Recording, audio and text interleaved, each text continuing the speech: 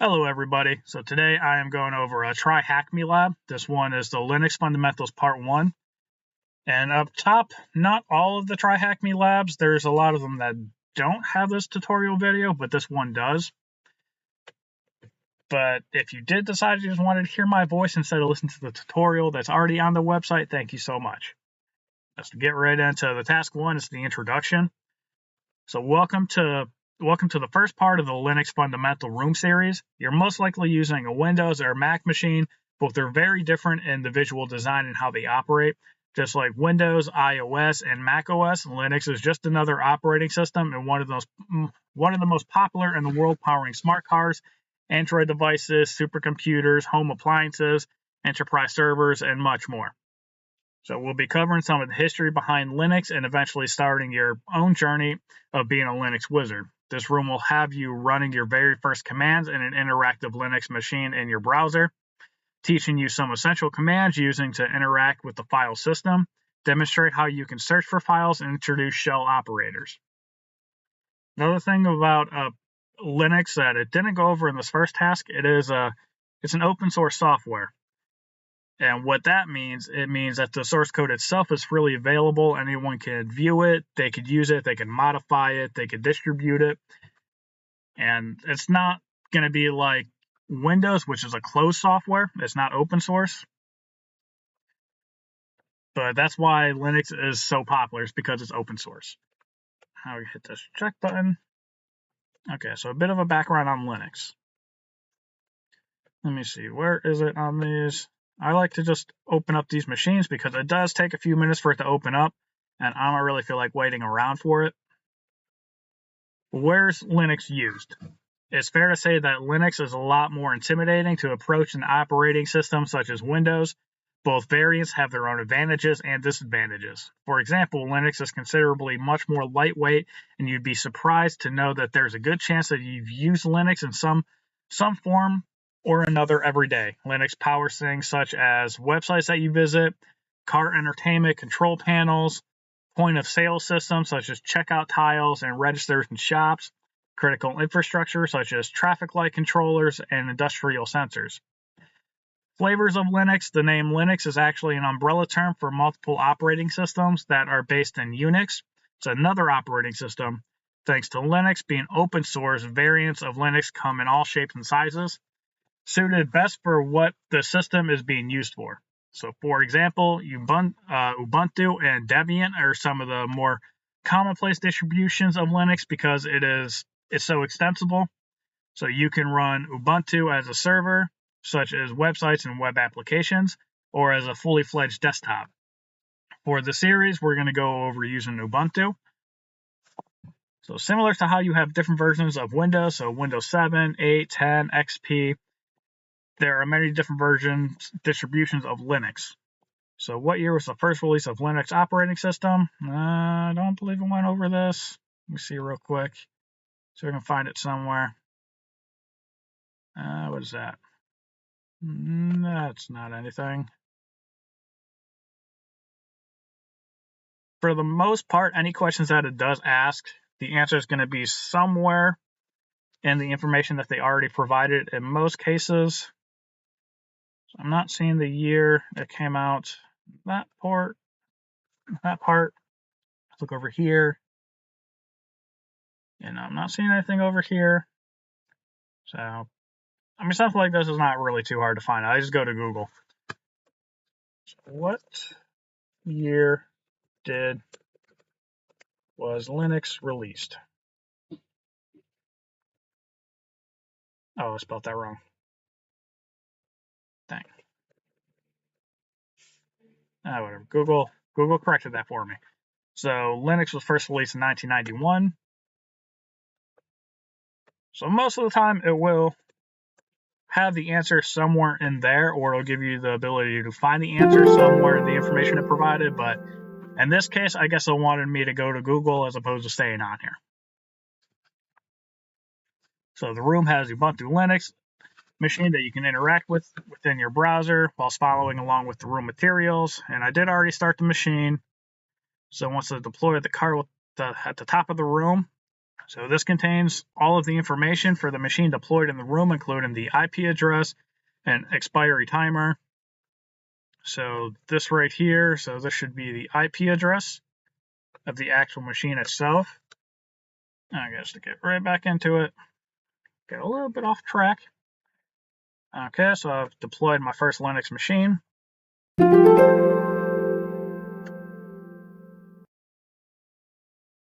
Now, just task 4, running your first few commands.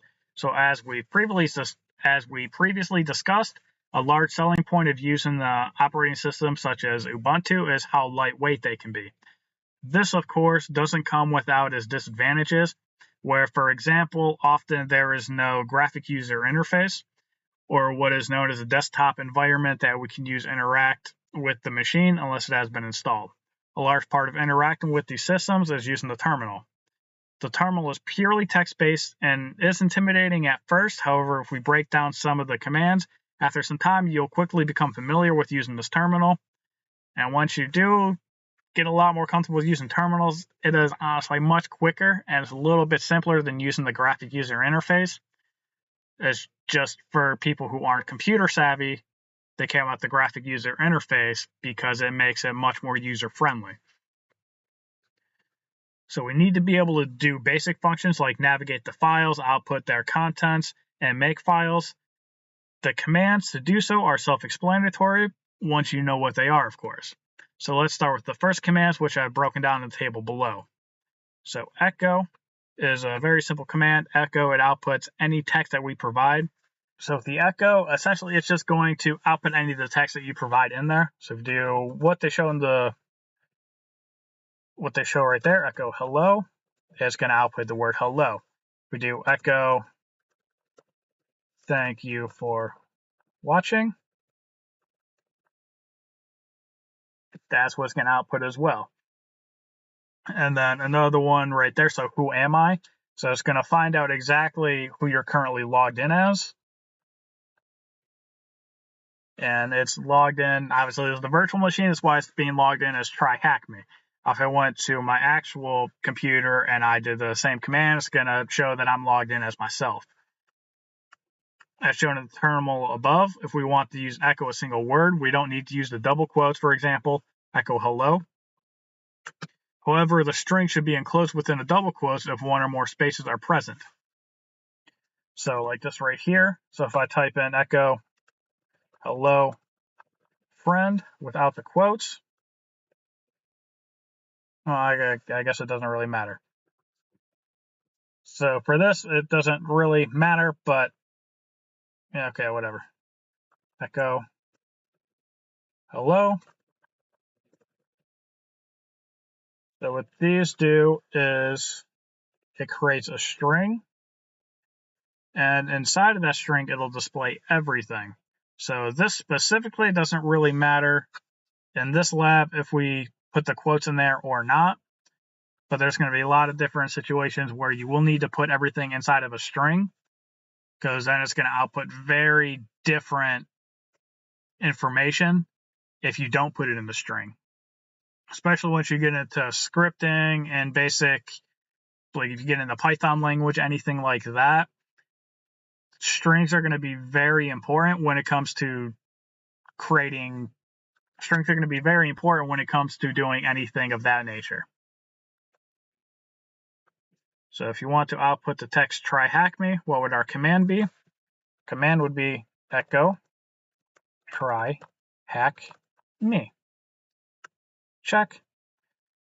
What's the username you're logged in as displayed on the machine? So I already typed it in there, but just type in who am I.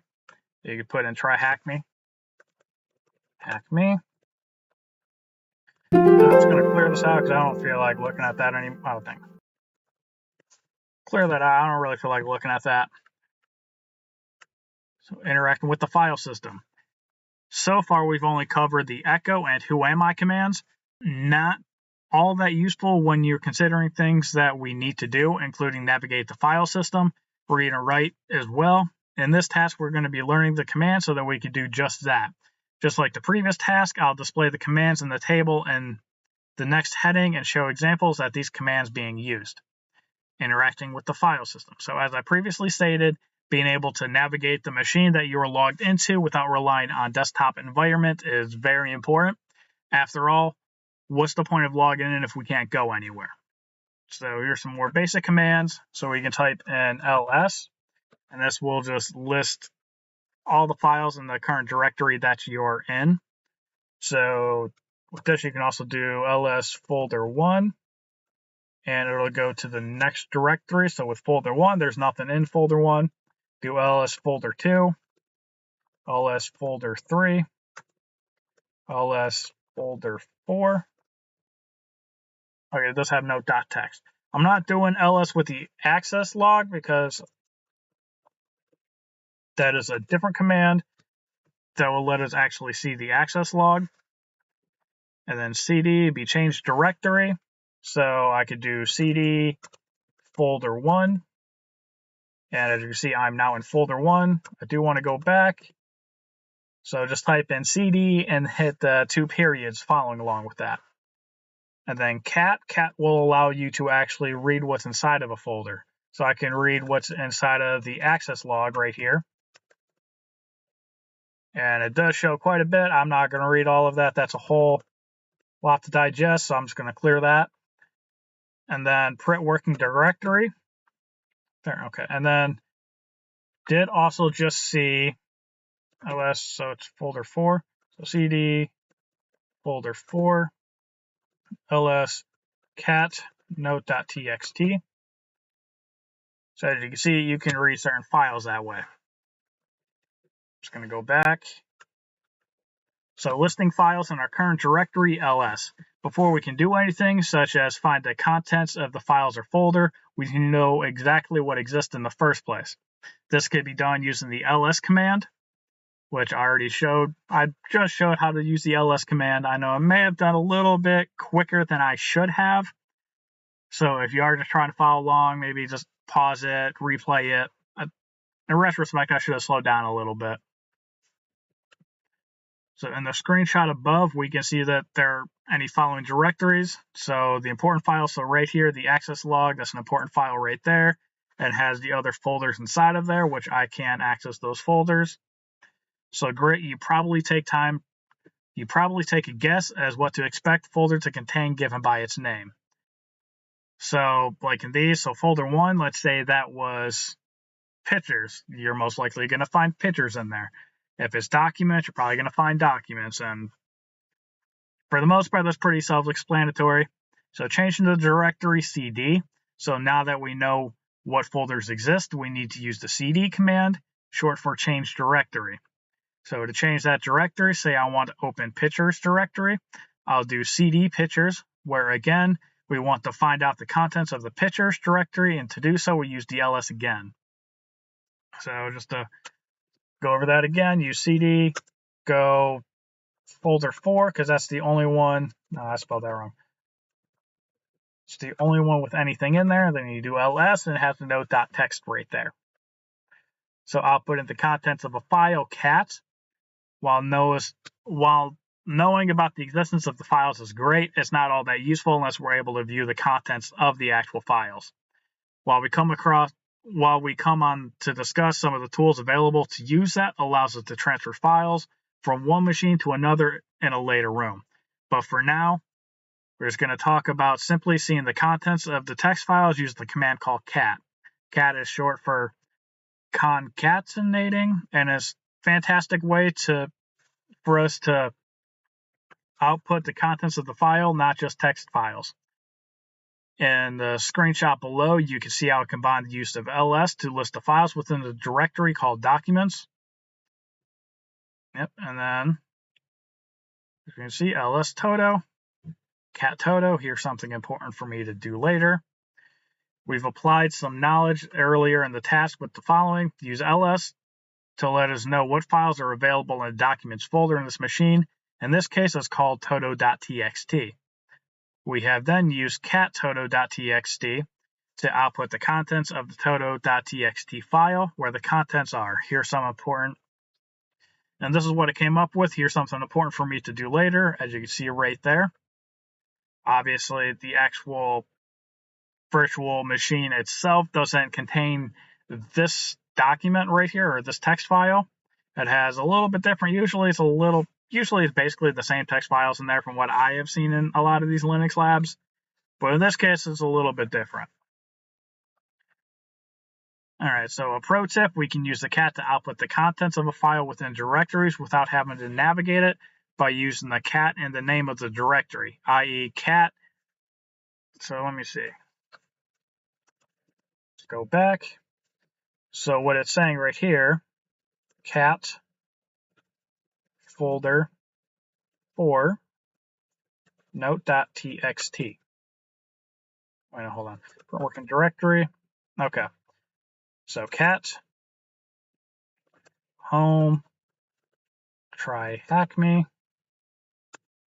folder for note.txt.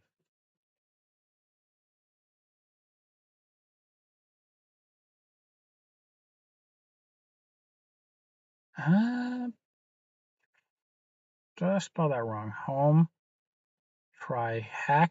Oh, I did spell that wrong. Okay.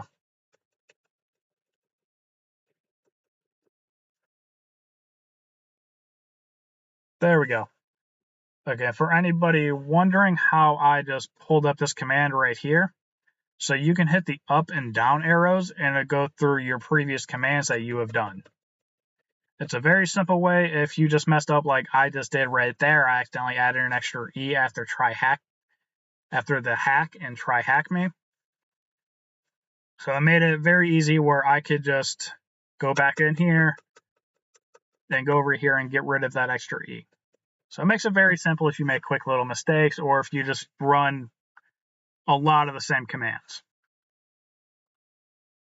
So finding out the full path of the current working directory, you'll notice as we progress through the navigating your Linux machine, the name of the directory that you are currently working in will be listed in your terminal.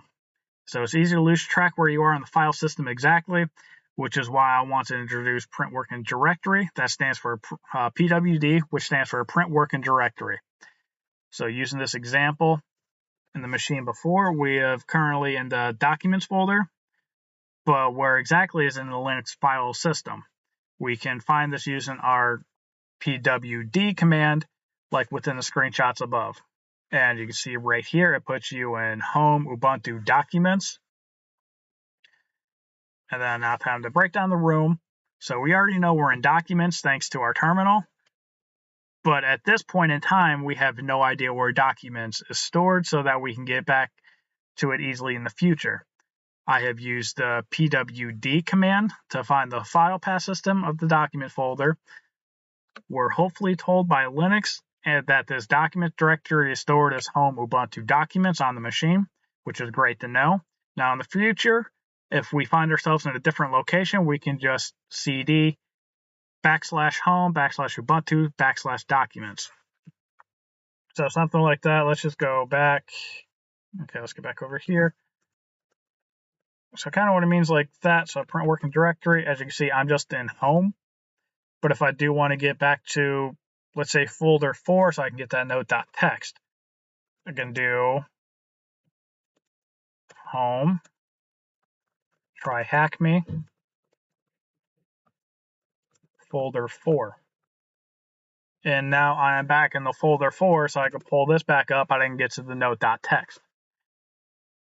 Okay, and then, so on the Linux machine that you deployed, how many folders are there? So, I mean, it's 4 folders, but in case you do need to go over it again, just type in that ls command, and it shows there's 4 folders. So which directory contains a file?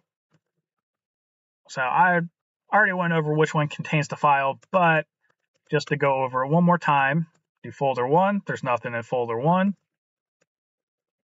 Folder 2, nothing in folder 2. Folder 3, nothing in folder 3 as well. Folder 4, once again, folder 4 is where the text file is located. What are the contents of the file? So cd, I'm going to change my directory to folder 4, then cat note.txt, and it's going to be hello world is the contents of the file.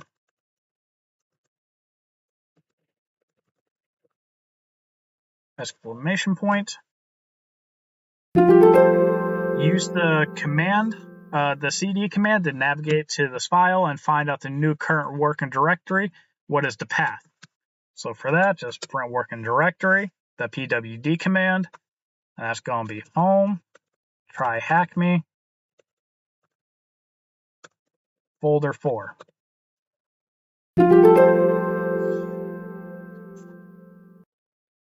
Now on to task 6, searching for files. Although it doesn't seem like it so far, one of the rendering features of Linux is truly how efficient you can be with it.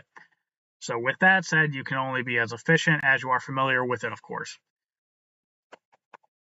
As you interact with operating systems such as Ubuntu over time, essential commands like those we've already covered will start to become muscle memory. One fantastic way to show just how efficient you can be with the file system like this is using a set of commands to quickly search for files across the entire system that our users have access to. No need to consistently use cd and ls to find out what is where. Instead, we can use the commands such as find to automate things like this for us. This is where Linux starts to become a bit more intimidating to approach. We'll break this down and ease you into it. So using the find commands. The find command is fantastic in a sense that it can be used to both very simply or rather complex depending on what it is you want to do exactly. However, let's stick to the fundamentals first. Take the snippet so we can see a list of directories that are available to us. So just follow along right there. Now let's actually go back. So that's the list of directories. Now, of course, directories can contain even more directories within themselves. So it's a headache when we're having to look through every single file, every single one, just to look for a specific file. We use the find to do just this. Let's start simply and assume that we already know the name of the file we're looking for, but can't remember where it is exactly. In this case, we're looking for password.txt. If we remember the file name, we can simply use find name password.txt.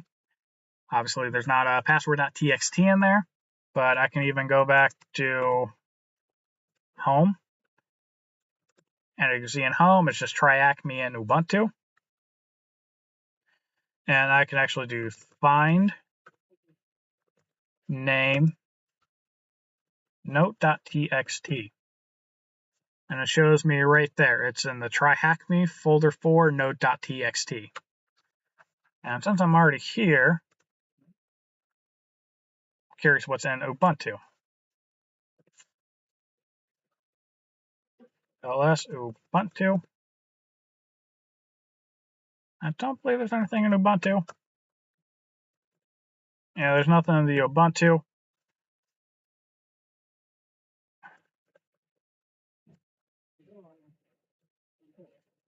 All right, now I'm back in the original TryHackMe. So find has managed to find the file. It turns out it's located in folder 1 password.txt. But let's say that we don't know the name of the file, or we want to search every single file that has the extension, such as txt. Now let's do just that as well. We can simply use what's called a wildcard, which will be the asterisk, to search for anything that has a .txt and at the end. In our case, we want to find every single .txt file that's in our current directory. Well, we'll construct a command such as find-name *.txt, where find has been able to find, well, I guess I got to do wildcard, -name wildcard.txt, where find has been able to find every single .txt file, and that is given as the location of each one. So what it's saying with this, so type in find name, do wildcard. A lot of other places they'll call that the asterisk .txt. And it shows you there's only one text file, so it's pretty simple. But once you actually get into a real system, there's obviously going to be more than just one. And even if I went back as much as possible, you see print working directory, I'm all the way back at the root. So even if I did the same exact command again, okay, well, there is a lot more txt files than I thought.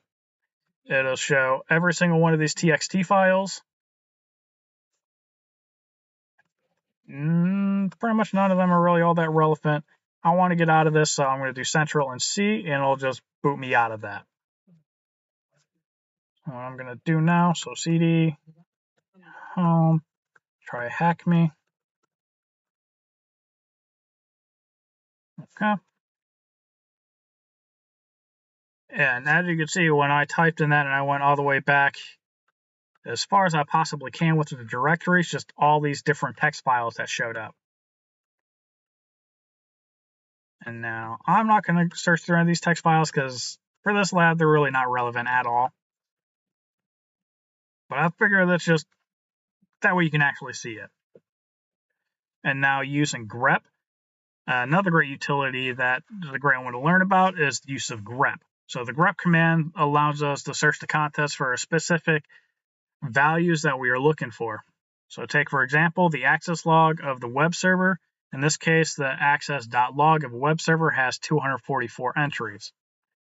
So what I could do with that for the access log, I want to type in WC, which stands for word count. And that's going to be -L, which is list access.log. And for this access.log, it has 302 entries. And another thing you could do as well, so I'm just going to copy and paste this. If you're ever confused about anything, so ChatGPT is actually a very, very useful tool as long as you use it the correct way and you're not just using it to, have it do everything for you. So what you can do with ChatGPT, if there's a command and you don't know exactly what everything that is in the command does, you can just go into ChatGPT and it will let you know what everything in here means. So right here, like I mentioned, so WC stands for word count, and L, so the option tells the word count to count the lines instead of the words or characters. So L just stands for line, and access log, I mean, that's just the log that's just the file that's being analyzed. And this command is a very simple command, but when you get to much more complicated commands, it's going to be a very useful tool for you to actually know what you're doing.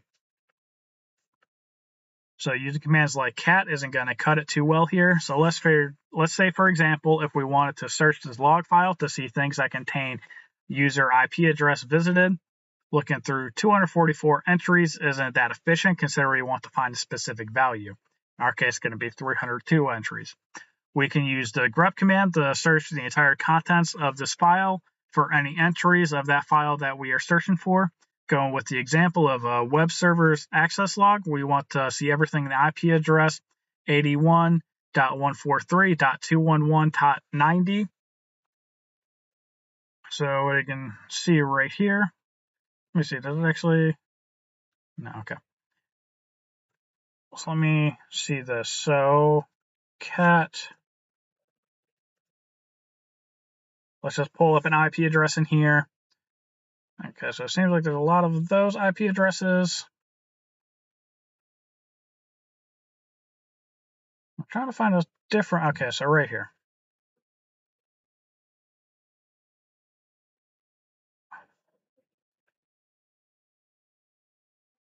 That way you can kind of see this command, and I don't know if it'll let me copy and paste. A lot of times it's not really going to allow me to. Example, okay, so let's just copy this command real quick. It's going to be 77.88.5.111. I can try to see if it'll let me copy it, but a lot of times with these labs, it doesn't really let me copy. As you can see, it didn't let me copy. It just booted me out of that, but I was already out of it. So let me see. So grep, put the string in there, and I will copy this. And for copying, I do central. I hold central and C, that copies. And if you want to paste, hold central and hit V, and it'll paste it. Okay, in this case, it's not going to paste it for me. So 77.88.5.1.1.1. 77.88.5.1.1.1. Access.log. And now what this did, it put these two IP addresses at the very bottom. So if these are the two that I just really need to actually look at, I now have these two IP addresses at the bottom as opposed to searching through 302 entries. It makes it much more convenient. It makes it much simpler on my end. So using grep on access.log to find the flag that is the pretext of THM. What is the flag? Note the access log file is located in the home TryHackMe directory. So with this, so grep, what I'm doing here, I'm going to take out this IP address. I'm going to type in THM. And right here, it pulled it up for me. So get THM access. So that's going to be a flag right here, THM access. And I still haven't found what I'm looking for. So let's just get to task 7 now. Linux operators are a fantastic way to power up your knowledge of working with Linux. There are a few important operators that are worth noting. We'll cover the basics and break them down accordingly to bite-sized chunks. At an overview, I'm going to be showcasing the following operators. So this is the AND. So this operator allows you to run commands in the background of your terminal. And the double AND. So it's going to be the operator is going to allow you to combine multiple commands together in one line of your terminal. And then the greater than symbol. So this operator is a redirector, meaning that we could take the output from a command, such as using cat to output a file, and direct it elsewhere. And the double greater than sign. This operator does the same function as the greater than operator, but appends the output rather than replacing, meaning nothing is overwritten. So let's cover this in a bit more detail. So operator AND. This operator allows us to execute commands in the background. For example, let's say we want to copy a large file, and this will obviously take quite a bit of long time and will leave us unable to do anything else unless the file successfully copies. The AND shell operator allows us to execute a command and have it run in the background, allowing us to do other things. The operator AND. So this shell operator is a bit misleading in the sense of how familiar it is with the partner AND. Unlike the AND operator, we use the double AND and make a list of commands to run, for example, command 1 and command 2. However, it's worth noting that command 2 will only run if command 1 is successful. So let me see if I can do something. So like echo, hello, world. Let's say something like this will work. And just doing stuff that we've learned just in this lab specifically. We'll also got to put the string in right there, because this is where the string is really helpful. That way it does actually separate the rest of this. And as you can see right here, echo hello world and pwd. So if I do something like this and I accidentally mistype echo and I put, I don't know, K in here, it's not going to run. So the first one didn't run, so now the second one's not going to run either. So the operator that is known for an output redirector So what it essentially means is that we take the output from a command and we run and send the output to somewhere else. A great example of this is redirecting output of echo command that we learned in task 4. Of course, running something such as echo howdy will return howdy back to our terminal. This isn't very useful, but what we can do instead, we could redirect howdy to something such as a new file. So let's say we wanted to create a file named welcome with the message hey. We can run echo hey. So it's going to be creating a file. So echo. So as you can see, the ls, these are all the files that are created right now. I want to actually put into a folder, make use of some of these folders. So let's go to folder 1. You can see there's nothing in here. So echo hey welcome. And now I'll do the ls command. Now welcome is actually in there. I can cat welcome, and it does output the contents of that file now. Now,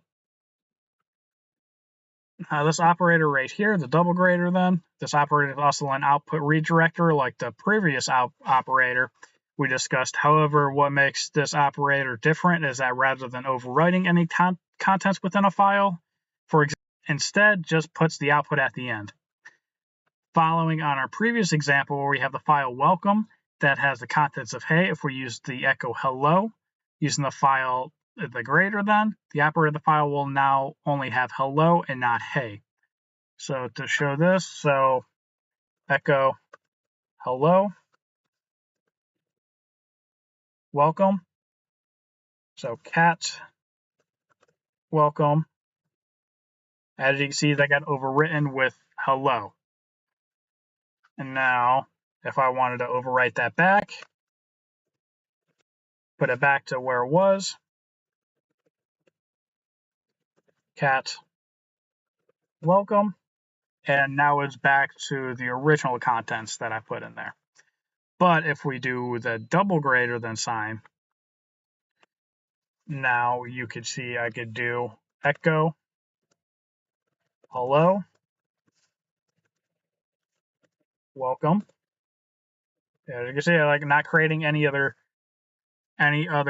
files inside of this folder. And now cat welcome. Now you can see you have both hey and hello in here. So if we want to run a command in the background, what are we going to use? We're going to use the and command. We're going to use this and operator.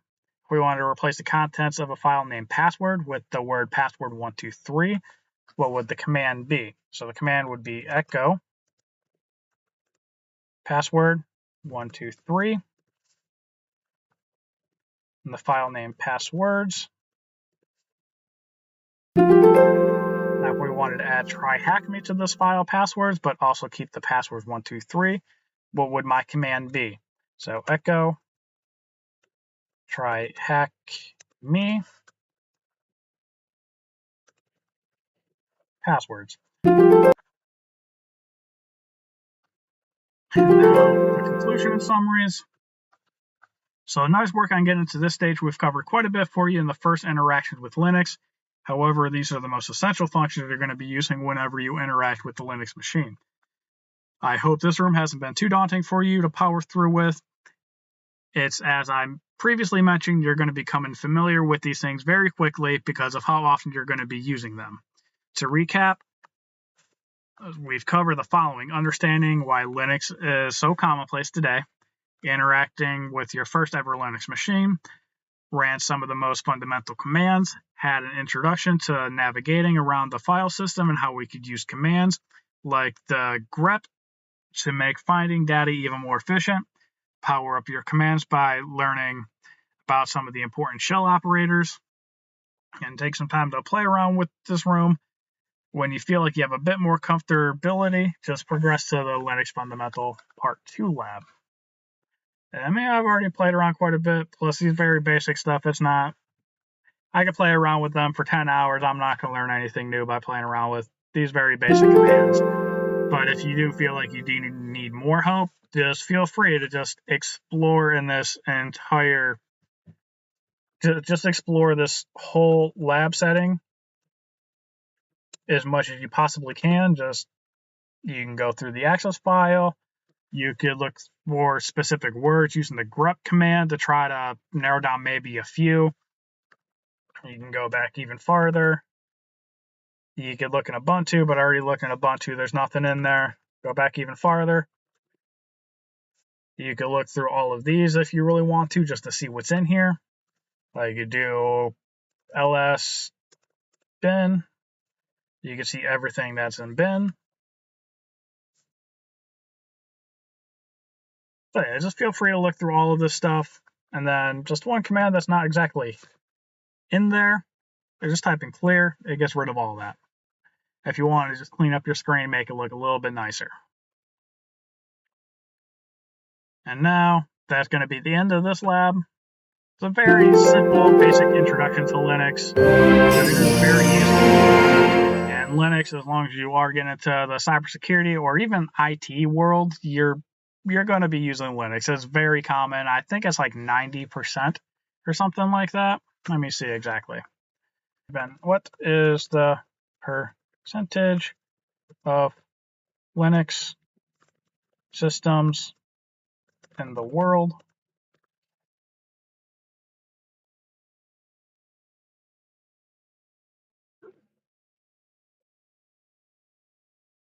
Okay, so Linux global share varies. So for desktops and laptops, it can be 3 to 4%. So basically, when it comes to your regular laptops and a professional setting, it's going to be Windows for the most part. In the world, excluding desktops and laptops.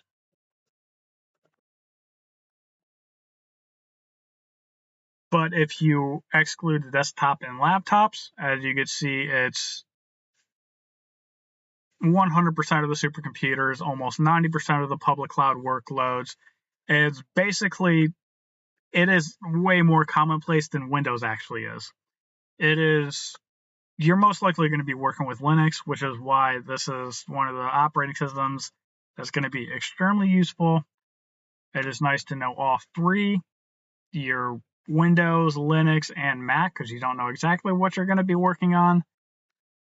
But the two most common ones is definitely going to be Linux and Windows if you're working with any sort of laptops or if you're working with desktops in a work environment. All right, well, that's going to wrap up the video. Thank you, everybody, for listening.